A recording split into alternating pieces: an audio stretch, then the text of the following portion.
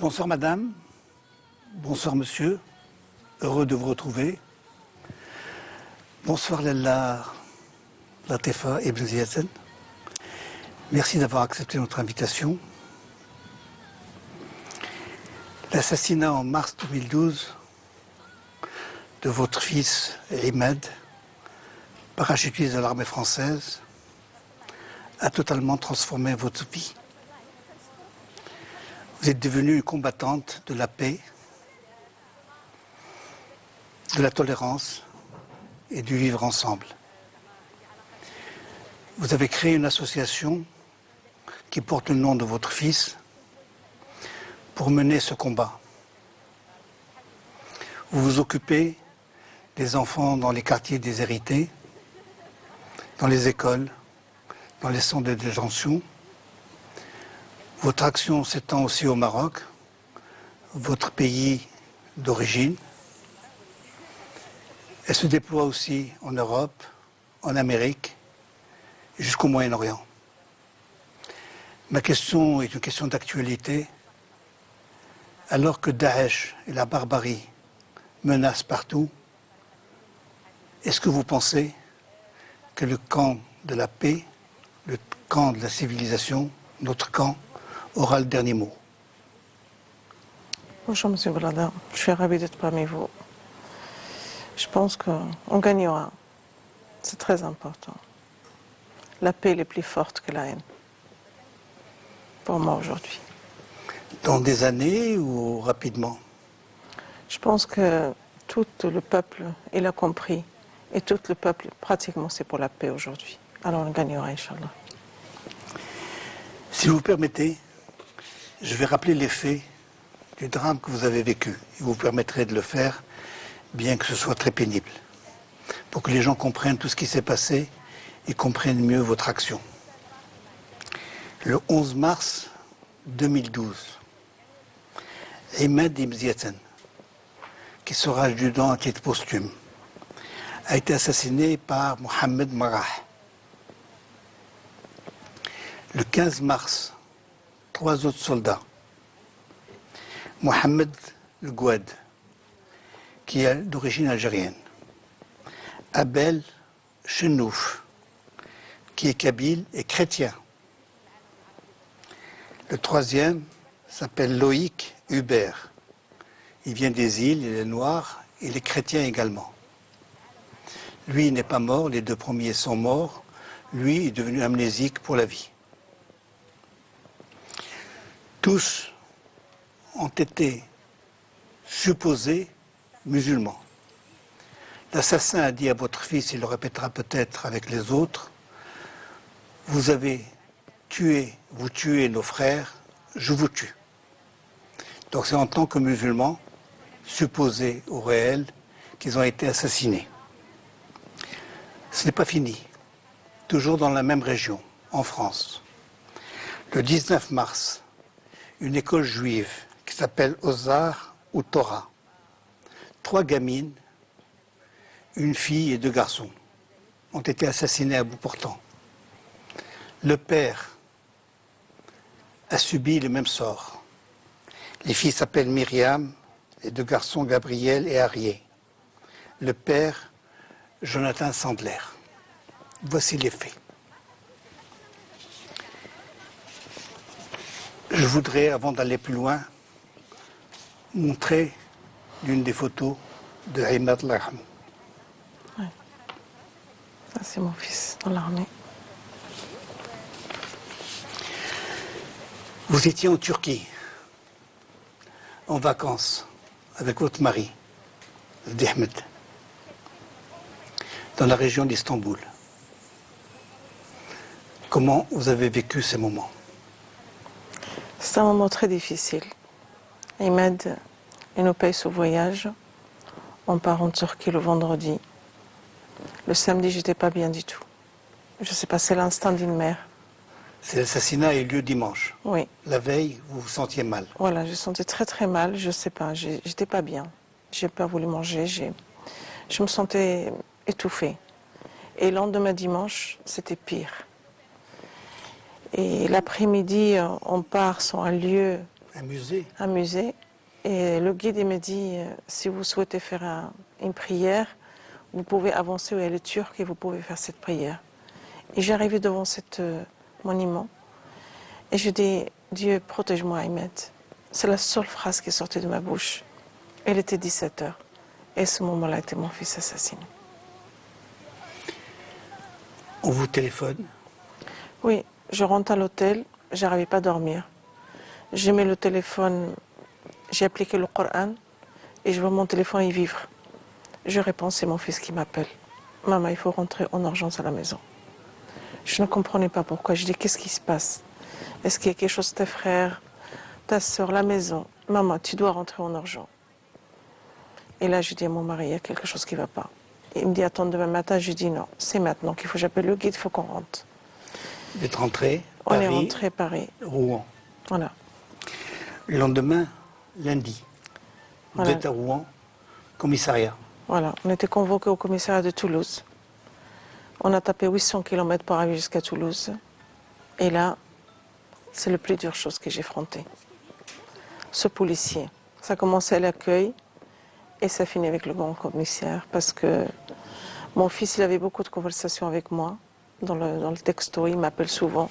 Vous êtes fusionnel. Voilà, mon fils, il était plus qu'un fils, c'était un fils, c'était un ami, c'était un confident pour moi, c'était Ahmed, c'est ma moitié presque. Et là, on les a séparés chacun dans un bureau. Et moi, ils ont charné sur moi. Ce monsieur-là, je ne l'oublierai jamais. Parce qu'il supposait que c'est une affaire de drogue. Une affaire de drogue, un trafiquant. Un frère a tué son frère. Est-ce que vous avez un fils qui peut tuer son propre frère? Enfin, on était soupçonnés. C'était vraiment quelque chose de très grave que je ne pourrai jamais oublier. Et vous avez voulu aller à la morgue, ce n'était pas possible. Oui, j'ai dit, monsieur, je ne veux pas vous répondre, il faut que j'aille à la morgue, parce que je ne crois pas c'est mon fils. Et ce commissaire, il m'a regardé droit dans les yeux. Il m'a dit, c'est le vôtre qui est dans la morgue, madame. J'ai dit, tant que je ne le vois pas, je ne suis pas sûre. Et il a insisté. Et je dis, il faut que j'aille voir mon fils, c'est vraiment lui. Il a regardé sa montre, il m'a dit, il est 17 heures, la morgue, elle est fermée. Il faut attendre jusqu'à demain matin. Et vous êtes allé, mais le soupçon, c'était affaire de drogue. Oui, affaire de drogue, trafiquant. Trafic de drogue. Un frère a tué son frère. Tout à fait. C'était ça, leur hypothèse. Ouais.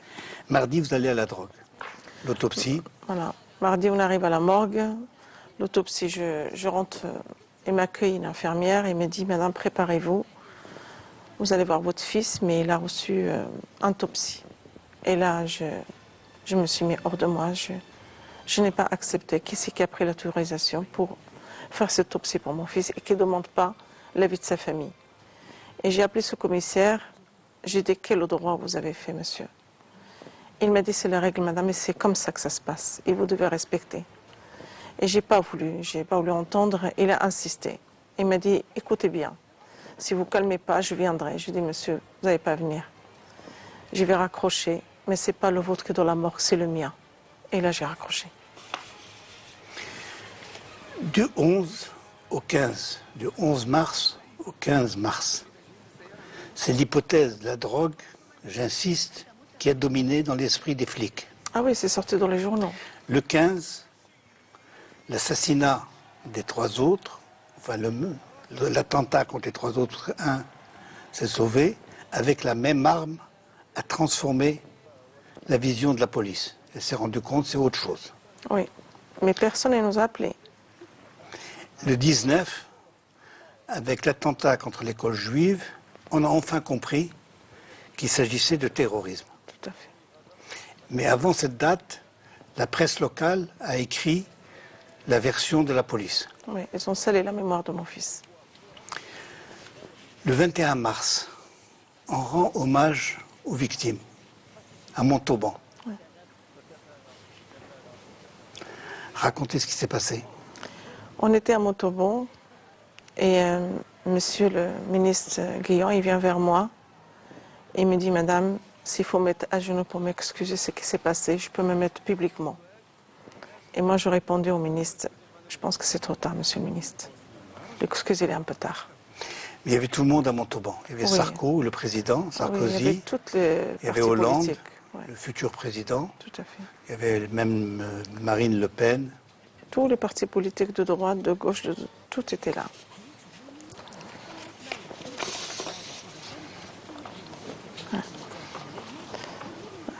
C'est l'hommage à Montauban. Montauban, oui, tout à fait.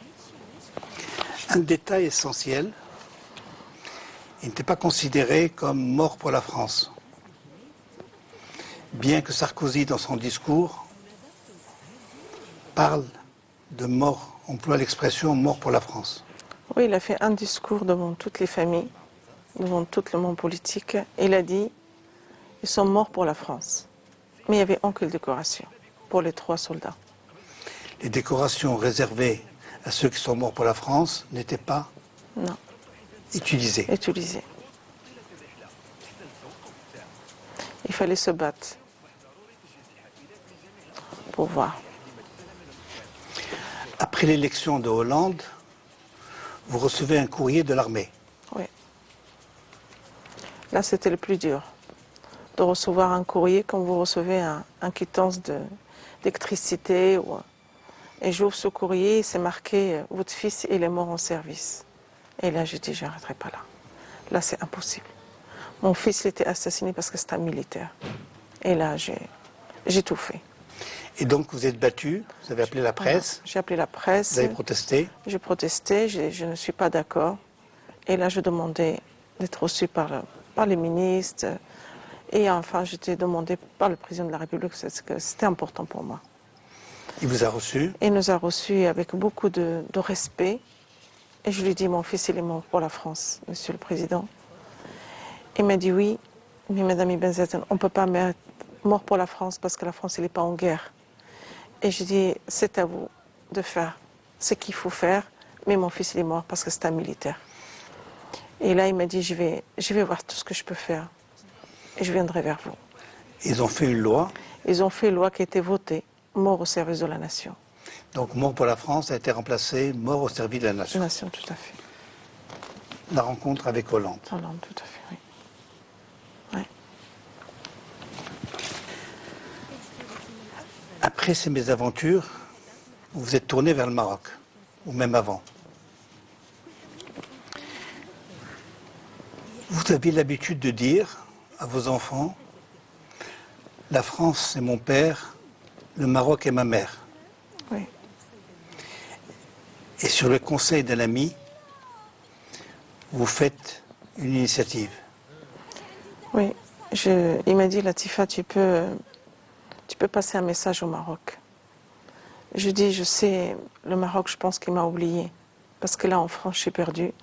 Mais le Maroc, je pense qu'il m'a oublié parce que j'ai quitté le Maroc, j'avais 17 ans et demi. Il m'a dit, essaye, Latifa, fais un mot. Un mot que vous avez envoyé à un journal, Tihal Shirki. Tout à fait. Tihal Shirki a publié l'article avec cette phrase. Avec cette phrase, oui.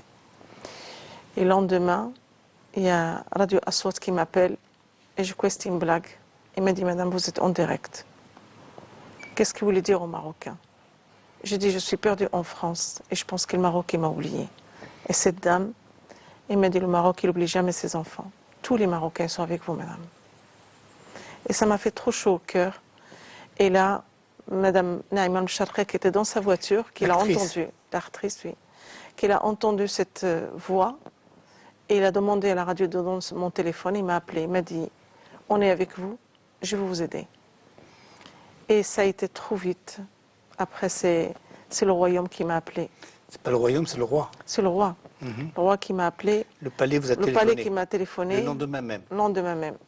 Et monsieur le Hema, il m'a dit, conseiller du roi. Conseiller du roi, vous êtes pris en charge par Sa Majesté. Vous inquiétez pas. Vous pensez qu'à vous, à vos familles et à votre fils. Il vous a annoncé aussi, naturellement, que l'enterrement va être pris en charge par le palais. Tout à fait. L'enterrement a eu lieu à Mdiq, Oui. le dimanche 25. Et Imad Lahmou avait laissé un testament. Oui. C'est une semaine avant sa mort. Oui. Et il a pris des vacances et il a passé une semaine chez vous.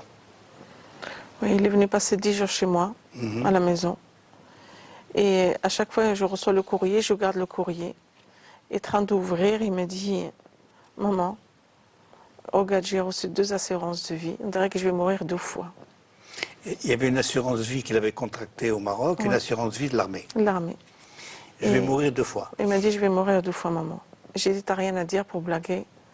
Il m'a dit, bah, regarde, c'est la réalité, regarde, je vais payer 2 fois. Est-ce que c'est normal? Je dis, bah, il y a une erreur, il faut appeler. Et il a fait 2 pas, il est venu vers moi, il me dit, vous savez, maman, s'il m'arrive quelque chose aux missions, tu m'enterres chez toi. Je dis, où chez moi? De quoi tu parles? Chez moi, c'est ici, chez moi. En Il m'a dit, France. non, oui, en France. Il m'a dit, non, chez toi, au Maroc. Et même que je serai en morceaux, tu dois me ramener, maman. Et tu es capable. Et ça, c'est un mot qui est trop dur à oublier. Et ce que vous avez fait? Oui. Et ce que j'ai fait, j'ai respecté son... L'enterrement? L'enterrement, c'est fait en Mdek. Et voilà. Et le moment de le sortir de la maison, ils n'arrivaient pas à le sortir. Il y avait trop de monde. Et la police, la fondation Mohamed V, qui vient me voir et me dit, s'il vous plaît, madame, est-ce que vous pouvez demander s'ils peuvent nous laisser passer? Et je suis sortie, j'ai demandé, il y a une dame qui m'a répondu, elle n'est pas que le vôtre, il est aussi notre fils. Et là, j'ai dit, tout ce peuple qui était là, j'ai dit, il faut le laisser. Vous le sortez comme vous pouvez, mais bougez personne. Ils ont raison. Et il m'a dit, il n'est pas qu'à moi. Il appartient à tout le monde. 3 jours de funérailles. Mais pour vous, Imad n'est pas mort. Non. Non, il m'a dit toujours là. Après le 40e jour, Après le 40e jour, j'ai voulu faire quelque chose pour qu'il ne soit pas oublié. Sa mémoire. voilà le Imad qui n'est pas mort. Voilà. Celui qui est au milieu, Ouais. avec 2 copains. Et toujours en vie, Ahmed. Il est toujours là. Donc vous avez éprouvé le besoin impérieux d'aller sur les lieux du crime. Oui. Après le 40e jour, vous êtes rentré en France et vous êtes allé sur le lieu du crime.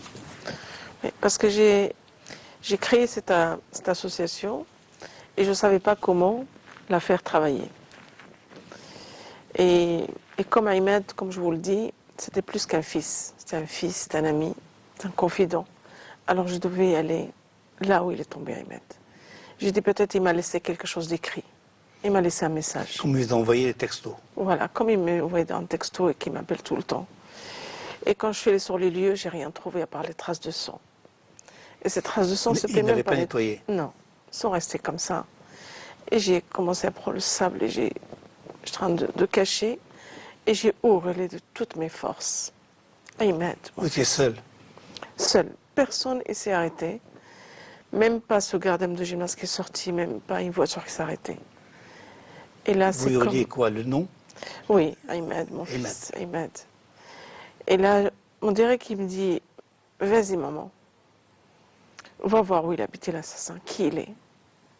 Il vous demandait d'aller Oui, chez Oui, l'assassin. ça passait comme ça dans mon esprit et je me suis trouvée sur le lieu. Vous êtes parti. Oui, je suis partie. C'est à 20 minutes. À peu près 20 minutes. Et je suis allée... j'ai trouvé un groupe de jeunes, un groupe de personnes âgées et j'ai dit je voudrais aller demander aux jeunes, c'est le plus important pour C'est moi. au quartier Les Au Isards. quartier des Isards, oui. Et je tombais sur ce jeune, j'ai dit s'il vous plaît, savez-vous où il habite Mohamed Marrah 2 fois. Et c'est un jeune homme qui a souri, il m'a dit mais vous ne regardez pas la télé, vous ne lisez pas les journaux. Mohamed Marrah, madame, c'est un martyr, c'est un héros de l'islam. Et il a mis la France à genoux. Et je dis mon Dieu, c'est comme ils m'ont tué la 2e fois. J'ai gardé tout mon calme et je me suis présentée. Et là, ces jeunes, ils m'ont cerclé. Ils sont tous été gênés, l'un qui a retiré la casquette, l'autre qui a cassé son joint derrière. Ils étaient complètement perdus. Il y en a un qui m'a pris la main, il se mettait à pleurer. Il me dit, madame, on est désolé, c'est trop dur ce qu'on vient de dire. Mais regardez où on habite. Regardez ce ghetto, madame. On est enfermés. La République nous a oubliés. Et quand les rats, madame, ils sont enfermés, ils deviennent enragés. Ils sortent, ils font de ravages dans la société. Voilà ce qu'on est. Et un troisième qui me dit, mais vous savez, ma mère, quand je sors de la maison, il me souhaite ma mort. Je dis, quelle mère qui souhaite la mort pour son fils? La seule chose, qui vous dit ça peut-être violemment pour vous réveiller.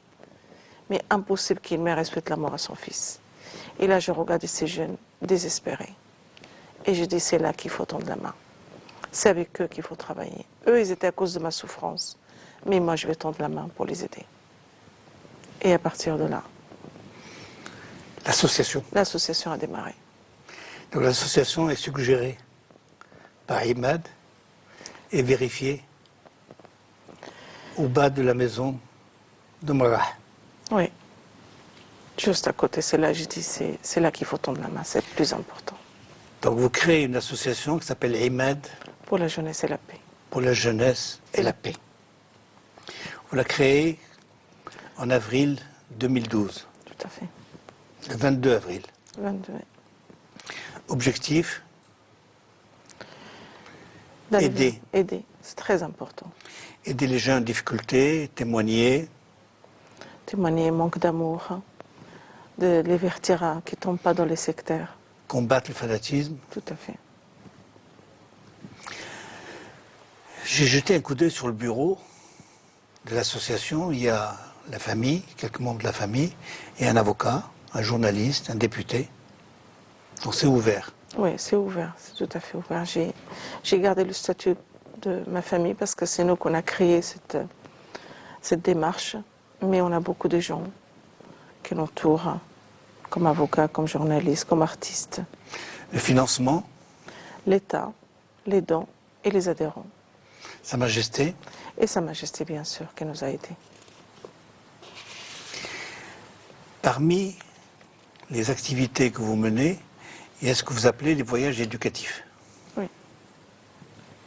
Par exemple, Marrakech. J'ai ramené 32 élèves à Marrakech. C'était une expérience extraordinaire pour connaître la civilisation de l'autre, de ramener les enfants, de connaître l'amour, le partage et d'aller travailler dans l'établissement scolaire avec les élèves. C'était important. Et vous avez fait le voyage dans l'autre sens. Voilà. 17 élèves gosses de Marrakech en France. à Paris pendant 10 jours. 10 jours, tout à fait. Après le voyage, il pleurait. Oui, parce que le dernier jour, je voulais les faire un cadeau Disneyland. Au lieu de s'amuser, ils étaient tous en pleurs et ça m'a déchiré le cœur. Il me dit, Madame Ibn Satten, vous avez oublié. Je dis, je ne vous oublierai pas, je suis avec vous. Et je pensais, comment je peux faire pour ne pas oublier? Je ne peux pas oublier un enfant. Et j'ai dit, on va faire une marche. Si vous travaillez et vous réussissez, moi je vous invite à Tétouan. Et là, sur 13, 9 qu'ils ont réussi. Et je les invitais à me Ils ont passé le bac. Oui. Sur 13, 9 ont passé le bac. 9, ils ont passé le bac. Et beaucoup de parents qui m'ont appelé. Grâce à vous, Madame Ibn Satten. C'est vous avez donné cette chance à nos enfants. Et ça m'a beaucoup. Et ceux qui ont fait plaisir. échoué? Ceux qui ont échoué, je ne peux pas les laisser parce qu'il me dit, Madame, on n'a pas eu de chance. Alors, je l'ai ramené. J'ai dit, une seule solution. Vous venez, mais vous faites une partie de tâches ménagères. Ils ont accepté. Ça a marché. Voilà, ça a marché. Vous êtes au Maroc aussi. J'ai choisi de prendre les activités marocaines pour notre public. Vous êtes intéressé aux femmes du 16 mai Oui, et d'Argana. oui, tout à fait. Elles sont 18 On 18 femmes, oui. qui ont perdu leur mari Il y en a ou des certains qui ont enfants. porté des enfants, oui. Et en décembre 2015, vous avez organisé un voyage. J'ai ramené 18 femmes parce que ces femmes-là, ils m'ont beaucoup touchée. J'ai assisté 3 fois l'hommage de 16 mai et toujours ces femmes, ils sont restées et racontent l'histoire comme c'était passé hier. Et je les ai voyées, ils ont tout donné à leurs enfants, mais ils n'ont pas pensé à eux. Et je voulais les donner un coup de bouger leur cœur un peu, de faire quelque chose aussi au Maroc. Bousculé. Bousculer un peu. Alors je l'ai ramené à Paris. On a fait plein de visites. Les 18. Les 18, plein de 18 femmes, plein de visites. Ils ont été à Versailles, au Sénat, au musée. Aux Invalides, à la mairie de Paris. On était reçus à la Sénat. Statue du monde arabe, au Sénat. C'est-à-dire ils ont fait à l'opéra des trucs riches et formidables. Et je voyais un changement dans cette femme. C'est un changement. C'est comme on a transmis la féminité. Voilà. La femme, elle est là. Et pour moi, c'était important. Vous avez fait un voyage, organisé un voyage plus audacieux, inhabituel, en Israël, Palestine. Oui. Et vous l'avez soigneusement préparé. Alors vous avez fait d'abord un voyage de repérage. Oui. Racontez. Je suis partie 3 jours avant. Hein. Je suis restée 5 jours en Israël parce que je voulais monter ce projet. Qu'on entend les enfants, beaucoup de problèmes en France et de jeunesse qui des doutes et un peu certains de la haine. Et je voulais faire un projet là-bas pour voir. Et je suis allée. Excusez-moi, je vous interromps. Votre idée est très claire, c'est faire vivre ensemble, montrer comment vivent ensemble les 3 religions. Tout à fait. C'est ça C'était important pour moi. Et je suis partie, j'ai commencé à réaliser ce projet. Je me suis rencontrée avec une femme palestinienne. Et cette femme, elle a perdu 2 enfants, son mari, sa maison. Et quand il commençait à me parler, j'ai dit, je pense que je ne sais pas si je ferai ce projet ou pas. Et cette dame, il m'a serré dans ses bras. Il m'a dit, fais ce projet, madame. Une goutte, ça peut ramener de la paix. C'est très important. Et c'est parti comme ça, ce projet. Et je suis connaissance d'un groupe juif qui m'a invité chez lui pour faire le Shabbat. Et c'est un couple jeune qui sont mariés presque 8 ans. Et j'étais très heureuse de partager ce Shabbat avec eux. Ils me parlent un peu de tout et un peu de l'histoire. Et je dis, pourquoi vous n'avez pas d'enfants? Il m'a dit, on a du mal, je ne sais pas pourquoi. Et demain, tu fais quoi, Latifa, en sortant? J'ai dit, demain, je vais à l'Aqsa faire ma prière. Il m'a dit, tu peux nous faire un doigt? J'ai dit, je vous le ferai avec grand cœur, sincèrement. Et je l'ai fait. Vous avez prié pour qu'ils aient auront le bonheur de voir des enfants. Et je suis entrée en France et j'ai préparé mon projet. Et on est reparti avec 17 élèves et des cadrans. Et on a trouvé ce couple qui attend un bébé. Voilà. Et le beau bébé qui vient de naître, il a 4 mois. Il est venu au mois de décembre pour me le montrer. Il m'a dit, vous êtes la 2e mamie. Et ça m'a fait un grand plaisir.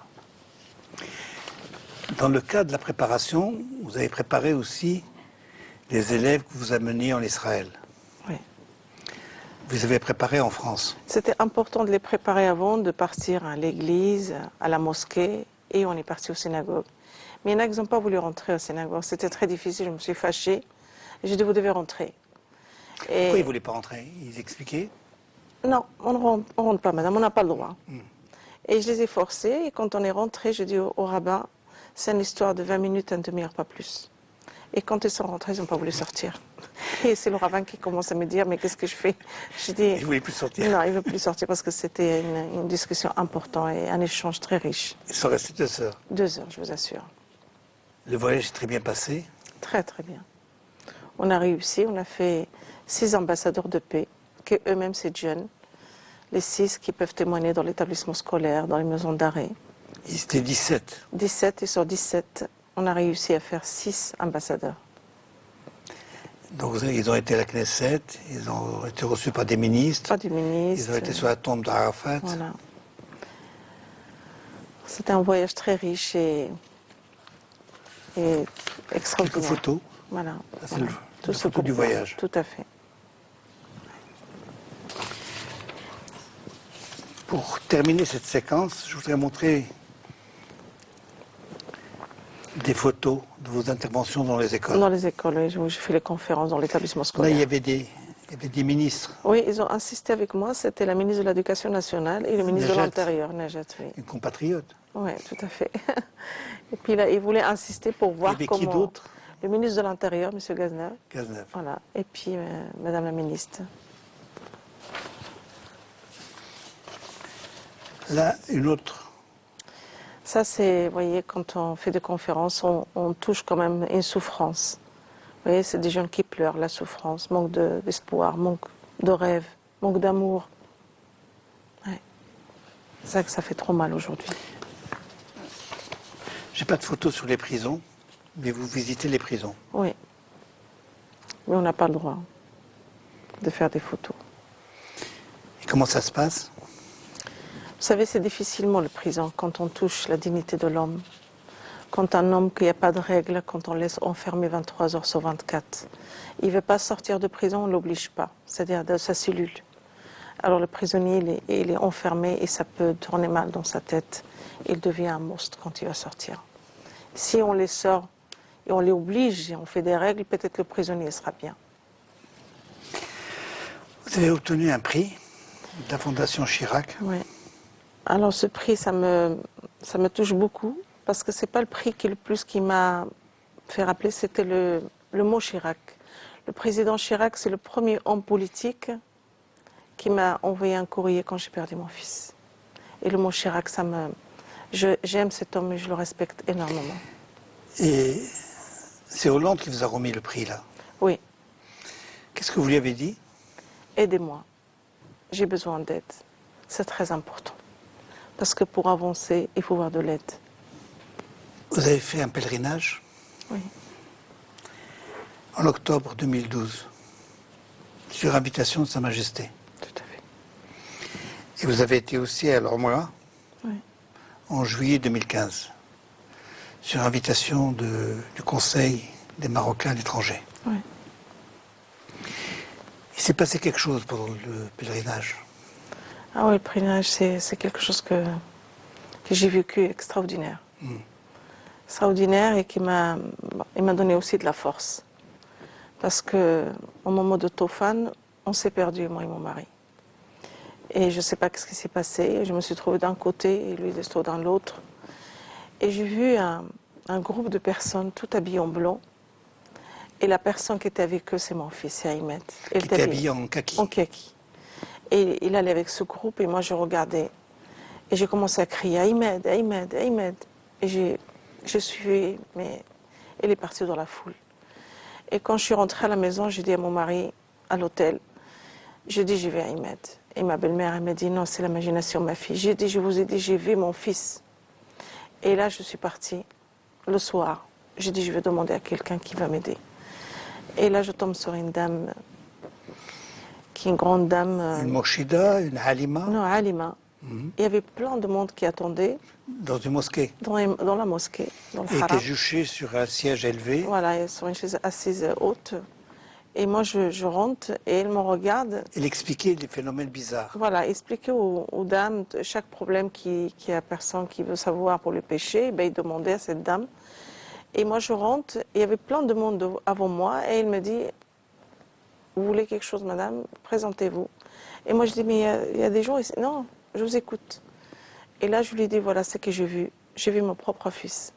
Il m'a regardé, cette dame, dans les yeux, et il m'a dit, quelle chance. Ça arrive souvent, madame. C'est pas une hallucination. C'est pas une sensation. Vous avez votre fils qui est avec vous ici. Vous êtes Hajj ici, et lui, il Hajj là-bas. Vous faites le pèlerinage ensemble. Ensemble, voilà. Vous ici-bas et lui Et dans lui, l'au-delà. en au-delà. Et ça, je n'oublierai jamais. Elle vous a dit ça n'arrive pas souvent, mais ça arrive. Mais ça arrive. Il m'a dit, ça arrive pas souvent, mais ça arrive. Mais vous avez beaucoup de chance de le voir avec vous. Et toutes ces dames, ils ont fait un dua pour moi et je suis sortie effondrée. Voilà. Laila Latefa, on va parler de votre itinéraire. Ça, c'est une autre histoire. Vous allez sourire parce que vous allez naître. Vous êtes né le 1er janvier 1960, Ouais. à Tétouan.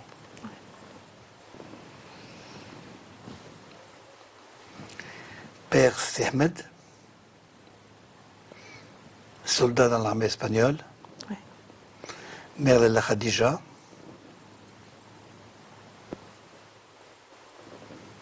Je raconte un peu à votre place.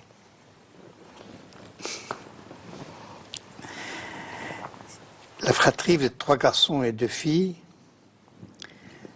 Le père et la mère divorcent quand vous avez 40 jours.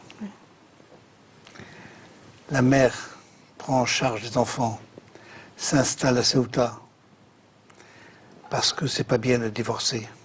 C'est mal vu à C'est Tétouan. mal vu, oui, pour la famille. Elle travaille, c'est une ouvrière.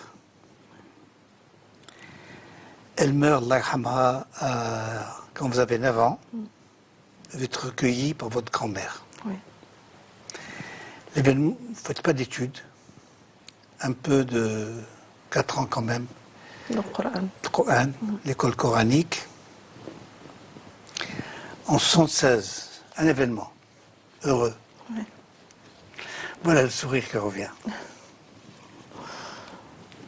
Vous avez 16 ans quand vous faites une rencontre. Et on rencontre un coup de foudre, Ah, l'homme de ma vie. Voilà. c'est Ahmed, C'est Ahmed, voilà. Ibn Zizan. Tout à fait. Vous avez 16 ans, il a 22 ans. On s'est rencontrés et puis on est tombés amoureux. Et puis un an après, Vous dites ce qu'il faisait. Il était cheminot était cheminot, ouais, en France. en France. Un an après, vous êtes mariés Tout à fait. et séparés. C'est pareil. Il parce part, que, vous restez. voilà, moi je reste avec ma belle famille. Et là, c'est la première intégration. Tout à fait. C'était le plus dur pour moi, je pense. Racontez. Ben, c'était le plus dur parce que moi je suis une fille de Tétouan et je rentre dans une famille à Rif, à Wafa, c'est difficile, c'est des gens stricts. Et j'avais un beau-père qui était très très sévère, très ferme, un homme loyal mais très ferme. Et j'étais pas habituée avec ça. Alors c'est comme ils m'ont fait un stage. Est-ce que je sais cuisiner, comment je parle, quand je Est-ce que vous avez bon caractère? est-ce que mon caractère il est bien, comment je vais être avec leur fils. Donc, un an de formation professionnelle. Oui, c'est c'est quelque chose que voilà, c'est très dur. On peut pas oublier ça. Mais vous avez réussi. Mais j'ai réussi parce que voilà, j'ai mon mon permis blanc. Mais quand vous avez reçu les papiers, le père ne vous les remettait pas. Non, non, et il voulait savoir plus, à quel point je peux résister. Il a gardé quand même presque 2 mois, il le rappelle, jusqu'à que mon mari me dit, il te donne pas, je dis non. Et comme mon mari il avait tellement peur de son père, il n'osait pas dire, donne les papiers à ma femme. Alors jusqu'à qu'il a décidé lui-même. Et Bon, la libération, c'est-à-dire le voyage en France. voilà. Et là, c'est la deuxième intégration. Ouais. Moins dure. Moins dur, bien sûr, c'était moins dur. Parce que je n'étais pas seule, j'étais avec mon amour. L'homme que j'ai choisi, c'était pas pareil. Et vous apprenez le français, vous apprenez un métier. Ouais. Je voudrais une photo de ce que vous étiez à l'époque. Cette période. Ouais. Une Et belle oui. femme, La jeunesse. bien dans sa peau, J'étais très un heureuse. serpent autour du cou. Mais c'est elle qui va mordre le serpent. Voilà. C'est la vie en rose. Donc plusieurs métiers que vous apprenez, couture, cuisine, décoration. Et vous finissez par travailler, Oui. cuisinière, à la municipalité, Ouais. Dans l'établissement scolaire, j'étais beaucoup près de l'enfant. 24 ans. 24 ans. Le salaire est... J'étais pratiquement le même salaire que mon mari. Lui, il avait la prime de nuit et moi, j'avais la prime de cuisine. Alors, on était égales. Il n'y avait pas de différence entre lui et moi. C'est pas mal. Oui, mais c'est ça. C'est ça l'égalité, je pense. C'est important. Quand vous aviez 6 ans, pardon, vous avez fait un rêve. Ah oui, ça c'est... Le rêve de 6 ans, c'est quelque chose qu'on n'oublie pas comme ça. Oui. Alors, c'est quoi votre rêve? Mon rêve de voir 5 enfants. Pas 4, pas 6, 5. 5. 5 et je faisais en petits poupées, vous savez, avec les roseaux. roseaux et on mettait le Qsab. qsab, on dirait le khol بالفحم et tout. Et mon frère, à chaque fois, il me dit, ramasse tout ça, tu commences à nous faire du bazar partout. Et je ne touche pas mes bébés, ça c'est mes bébés. Et je les protégeais. Les 5. Les 5, ouais. Et j'ai 5 enfants. Et donc rêve. Ouais, Les poupées de Qsab deviennent des poupées de chair Voilà. des enfants. tout à fait. Alors à 19 ans, premier bébé, Premier garçon. Hatim. Oui, Ensuite, Ahmed. Ahmed. Ensuite, Ikram. Ekam, la fille, Oui, la fille. Après c'est Naufel Nofel. et Elias, le petit dernier. Je peux montrer toutes les photos, Ouais. mais la première, Ah, ça c'est le premier. Hatim. Voilà, c'est Hatim. Ouais.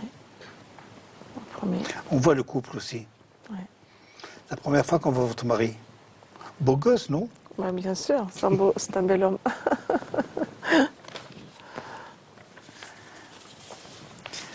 Ça, c'est la naissance de Imad. C'est Ahmed, oui. Voilà.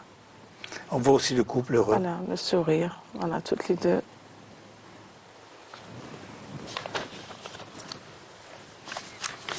Et une fille festive. Vous recevez beaucoup. Oui, Là, il y a Imad au milieu. oui. Ça, c'est la fête de Noël que j'ai invité mes amis. C'est à Noël. C'est à Noël, oui. Il y a des Français et vous, Voilà, moi et vous mon êtes là mari. avec votre mari et Imad. Ahmed, oui. L'éducation que vous donnez à vos enfants est un peu martiale, militaire. Militaire. C'était un service important parce que j'ai grandi comme ça. J'ai grandi dans cette Un valeur héritage familial. familiale. Et j'ai transmis ça à mes enfants. C'était très important. Ils me disaient, maman, c'est le service militaire chez moi. Avec des résultats. Tout le monde a fait des études. Très bien, ils ont bien réussi. Alors les 5, il y a un prof de sport. Ouais. Il y avait Allah yarhamou, un para. Il y a un secrétaire de direction. Il y a un policier. Ouais. Et il y a un agent de marketing. Tout à fait. Vous êtes très à cheval sur les deux cultures, C'est important. avec un succès mitigé. C'est important de transmettre deux valeurs. C'est ça la richesse de l'enfant. Si on donne deux valeurs, l'enfant y vit avec beaucoup de bonheur. Avec deux langues aussi. Tout à fait. Difficilement la langue. Comment ça se passe? Alors quand je parlais avec, surtout avec mon grand, Hatim, en arabe, il me dit « Maman parle correctement ». Alors je parlais en français et puis après il me dit « Là tu peux parler en arabe si tu veux ». J'ai compris. C'était rigolo parce que, voilà. Et ils ont été à l'école coranique quand même. Oui, j'ai mis quelques mois, mais Ahmed, il n'a pas eu de chance. Il a pris un petit fessé par l'imam et qu'Ahmed, il n'a pas supporté. Quoi, l'imam l'a frappé. Oui. Et il me dit, il n'a pas le droit de me faire ça. Il m'a fait honte devant mes camarades. Et je le voyais dans les yeux, toutes les deux malheureux. Et je dis, bon, on va arrêter là. Et quand vous serez plus grand, ben, on va faire nécessaire. Vous faisiez toutes les fêtes. Oui. Vous ne ratez pas un Noël. Non. Mais depuis la mort de Ahmed, vous avez supprimé les fêtes. Oui. Sauf en 2014. Oui. En 2014, ma petite fille elle était chez moi. Elle s'appelle Manoula. Manal. Manal, oui. C'est la fille d'Ekram. Elle a fait des crânes. Il regarde le portrait de Ahmed, il regarde, il me dit, mamie, papi, je vais demander à tonton Ahmed, parce qu'il est à côté de Papa Noël, qui m'envoie un cadeau supplémentaire, mamie. C'est possible? Quel âge elle a? 6 ans. Et j'ai dit, oui, ma fille, c'est possible. Et quand elle est partie, j'ai dit à Naufel, il faut descendre des décorations de Noël. Il faut chercher un sapin. Et on va faire Noël pour Manel. Il m'a réveillé ma petite fille. Pour elle, mamie, moi aussi, j'existe.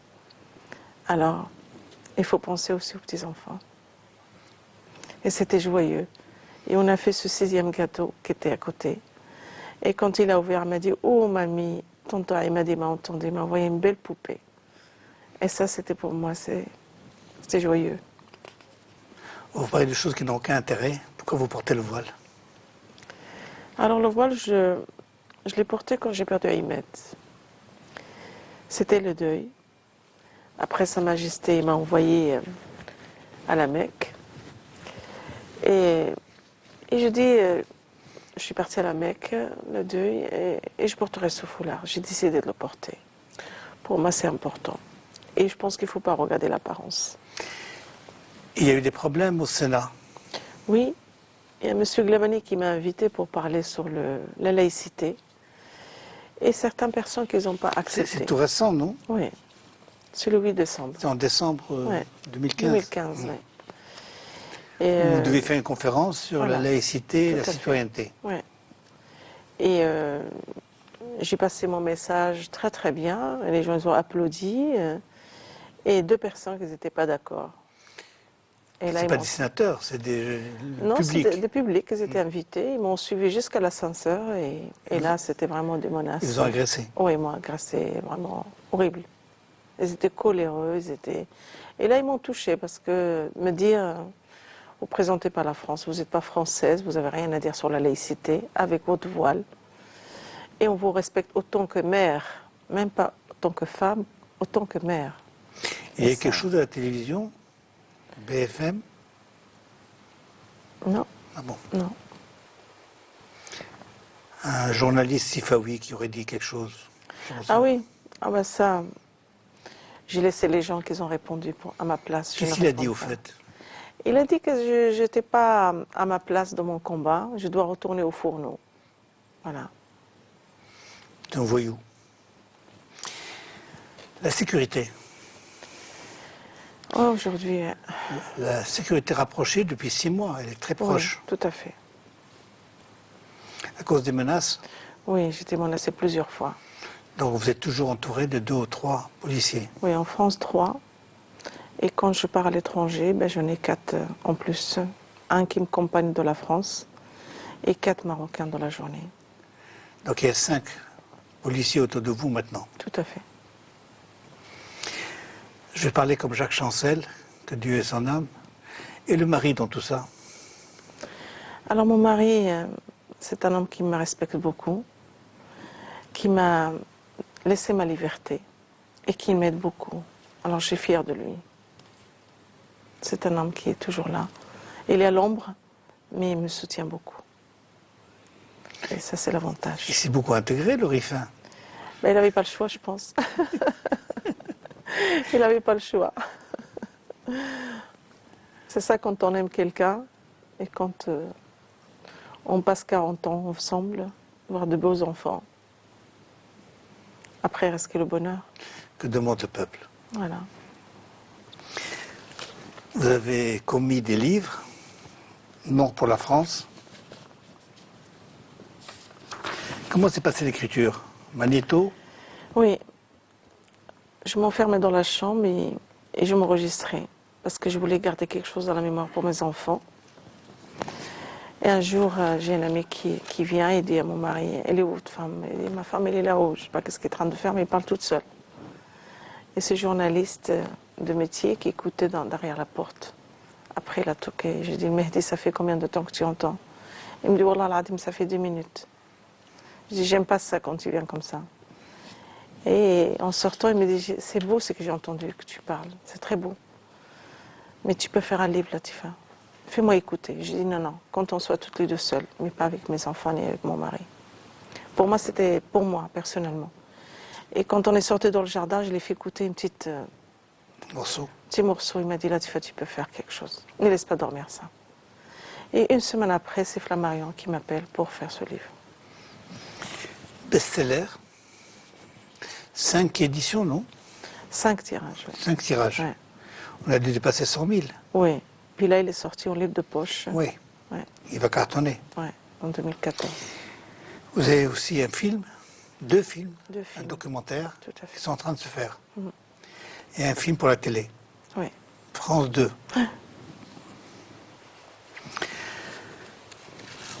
Vous avez eu le bonheur de rencontrer Sa Majesté. Racontez. Oh oui, ça c'était le magique. C'est quelque chose que je pourrais... Je vis toujours dans mes yeux. À chaque fois que je vais en Maroc, je vois cette image. J'ai été invitée par le président de la République en délégation officielle.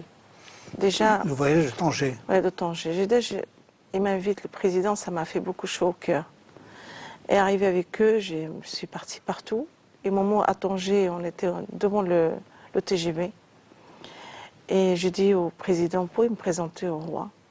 Il me dit, viens, viens, Latifa. Sa Majesté, c'est Latifa. Et Majesté, il me regarde. Je connais. Je connais Latifa. Il me regardait. Il lui dit, c'est la mère de soldats. Et puis après, il m'a regardé. Là, on voyait dans ses yeux. Et puis il a dit à M. le Hamma, prends son téléphone et je voudrais vous voir. Et là, c'était quelque chose de très fort. Vous l'avez vu quand? Alors, je suis restée, on a fini le dimanche et je suis restée 2 jours plus. Je les ai vus le 23, Mardi. mardi. Et là, tête Au à palais tête, au palais de Tanger, Le palais de Termilat. la vieille de la montagne. Oui. Et là, je vous assure, j'ai parlé avec lui 15 minutes. Et c'est quelque chose... Il vous a posé des questions? Il m'a posé des questions sur mon fils, il m'a posé des questions sur ma vie. Il m'a posé des questions. Qu'est-ce que vous faites? Est-ce que vous faites quelque chose au Maroc? J'ai dit oui. Est-ce que les journalistes, ils vous appellent? Est-ce que vous faites quelque chose avec les journalistes marocains? J'ai dit quand ils m'appellent, oui, Sa Majesté. Deuxième, à plusieurs reprises. Voilà. Et c'était un échange riche. Il m'a dit, et votre association, comment il fonctionne? Alors je l'explique. Il m'a dit, je vous soutiens, je vais vous aider. Je vous aiderai l'association. Poser des questions précises. Précise, oui. Ah oui, sur mon association, combien d'employés, comment ça se passe, sur ma vie, sur mes enfants. Et je le voyais quand j'ai parlé surtout de mon fils, quand il a posé des questions sur Ahmed. Je le voyais, il avait larmes aux yeux. Il était touché. Et ça, c'était très fort. J'étais très fière. Je n'oublierai jamais ce jour-là. Que Dieu le protège.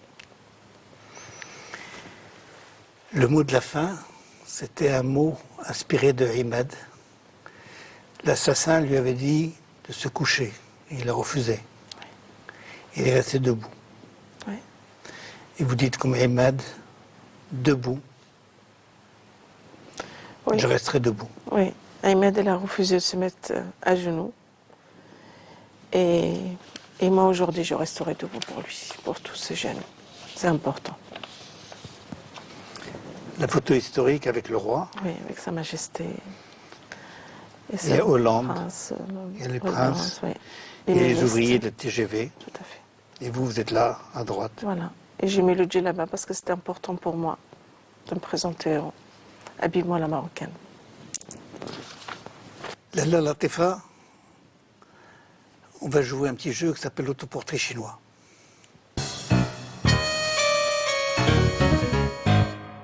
Si vous étiez un arbre, J'adore être le figuier parce que j'adore son odeur. une région du Maroc, C'est le nord parce que j'adore la mer. J'aime bien m'installer en face de la mer et je parle. du C'est côté de quelque chose. Sdir, Voilà, à côté de l'Amdek, parce que Mdek. c'est la mer et il est passionnant pour moi. un âge de la vie, Une femme 30 ans et un homme à 40 ans. Moi, je vois les choses comme ça. un métier, Être prof pour enseigner, c'est la belle le métier qu'il faut. s'occuper des gosses, S'occuper des enfants. Enseigner. Tout à fait. un plat marocain, chinois, Je vous ai fait rire. J'adore la 10. La 10 boukhali al qra. lentilles. J'adore les lentilles. Si ça vous fait plaisir, vous avez ceci de commun avec Mohamed V et Abdelrahim Bouabid, Subhanallah. et votre serviteur. Ben voilà. J'adore ça. Un plat français, Le pot-au-feu, qui me ressemble au couscous, sans couscous. un homme politique français, J'adore, comme je vous dis, M. Chirac, président. J'adore M. Hollande. Je n'oublierai jamais ce qu'il a fait pour nous. Et Cazeneuve, c'est quelqu'un de... vous êtes À très l'écoute. copine avec Cazeneuve. Oui, parce que cet homme, quand je vais le voir, on mange tête à tête. Vraiment, il écoute, il est sincère. Il a un grand cœur. J'ai beaucoup de respect pour lui. Un pays européen, La Suisse. J'adore la Suisse. Je ne sais pas pourquoi. Par son calme, par sa montagne, par sa beauté. un péché, Oh là là. Un péché. Alors le péché, c'est de laisser mon mari seul. Voilà, c'est mon péché. J'espère qu'il me pardonnera un jour. une vertu, Vertu. Alors là, des enfants, j'imagine, oui, c'est la famille. J'adore mes enfants. Le bonheur, c'est mes enfants. l'amour des enfants. L'amour des enfants. Il reste la question, votre question. Monsieur Borada, je vous pose la question. Est-ce qu'on peut vivre ensemble, tout le peuple, sans problème? C'est mon combat d'aujourd'hui. Merci Latifa Ibn Ziaten. Merci madame, merci monsieur de nous avoir suivis. Vous pouvez comme d'habitude nous envoyer vos remarques, vos critiques, vos suggestions. L'adresse s'affiche. Bonsoir et merci.